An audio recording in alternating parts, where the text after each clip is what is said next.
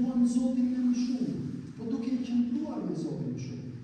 Si bëhemi shok me njëri tjetër, po duke pirë kafe, duke ndëjtur. Po është e pamundur. Është e pamundur që të rritemi shpirtërisht pa Biblën në punë.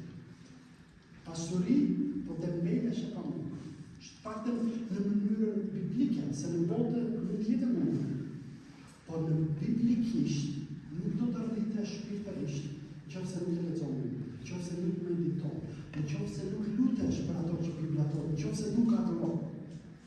Tani, shko, unë dua të sfidoj shumë. Ndoshta kushtoj ju sot 10 minuta në ditë të lexosh Biblën. Për ty që nuk lexon, dëgjoje. Ka mënyra nga më të ndryshme se si e dëgjon.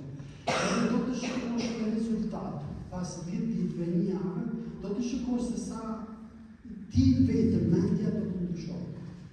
Kështu që verit e tyre vete, se do ta lexoj Biblën çdo ditë.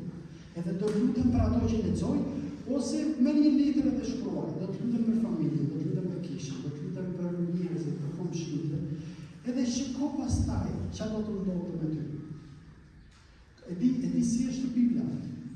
Është si dielli. Që kur rinë në diell çfarë ndodh? Me vitaminën D, edhe pse ti nuk e kupton, po ke filluar të nxjesh, për shkak se e ke ekspozuar veten ndaj një drite. Tani kjo është e vërtetë edhe me Biblën. Ndoshta s'ke për ta kuptuar muajin e parë, muajin e dytë, vitin e parë, ama në qoftë se e lejon veten tek Bibla, do të se ajo pasqyra, do të shikosh në pushim. Se kjo është efekti që Bibla na jep. Duam të ndryshojmë, duam të sakrifikojmë, duam të jetojmë ndryshe, nuk mund ta bëjmë dot. Pa Perëndimin edhe pa fjalën e Tij. Në qoftë se duam të rritemi shpirtërisht,